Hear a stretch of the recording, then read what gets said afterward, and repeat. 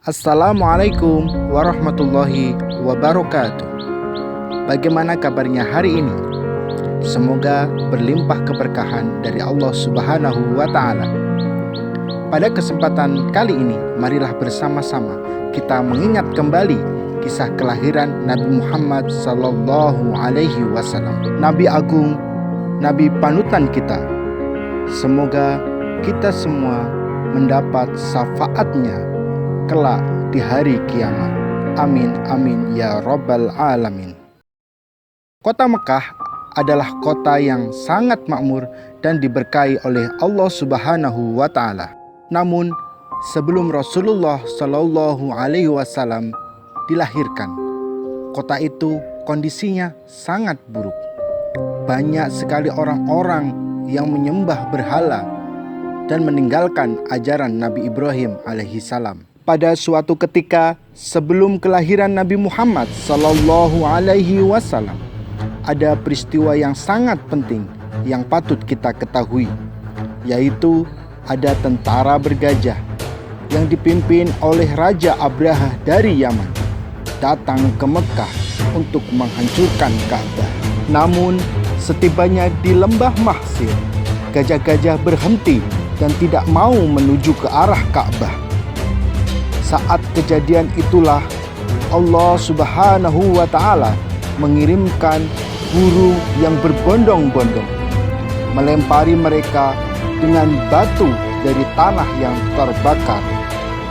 Lalu Allah menjadikan mereka binasa bagaikan daun yang dimakan ulat. 50 hari setelah terjadi penyerangan Ka'bah pada tanggal 12 Rabiul Awal tahun 571 Masehi atau dikenal dengan Tahun Gajah, lahirlah Nabi Agung bernama Muhammad Sallallahu Alaihi Wasallam yang berarti terpuji. Saat kelahiran Rasulullah Sallallahu Alaihi Wasallam, keluar cahaya yang menyinari istana-istana di negeri Syam. Di waktu bayi, Nabi Muhammad Sallallahu Alaihi Wasallam disusui oleh Halimatus Sa'diyah hingga usia kurang lebih 5 tahun. Sampai ada peristiwa dibelahnya dada Nabi Muhammad Sallallahu Alaihi Wasallam oleh malaikat Jibril. Saat peristiwa itu, Nabi Muhammad Sallallahu Alaihi Wasallam sedang bermain dengan teman-temannya, kemudian dibawa oleh malaikat Jibril. Kemudian mengambil segumpal darah yang ada pada diri Rasulullah Sallallahu Alaihi Wasallam, kemudian dicuci dengan air Zam-Zam. Setelah terjadinya peristiwa pembelahan dada Nabi Muhammad Sallallahu Alaihi Wasallam, Halimatus Sa'diyah menyerahkan kepada ibundanya. Saat usia 6 tahun, Nabi Muhammad Sallallahu Alaihi Wasallam diajak untuk berziarah ke makam ayahnya, yaitu Abdullah. Dalam perjalanan pulang dari ziarah makam ayahnya, ibunda Nabi Muhammad Sallallahu Alaihi Wasallam, yaitu Aminah, dalam keadaan sakit. Dan di tengah perjalanan, tepatnya di daerah Abwa, ibunda Nabi Muhammad Sallallahu Alaihi Wasallam meninggal dunia. Pada usia 6 tahun itulah Nabi Muhammad yatim piatu.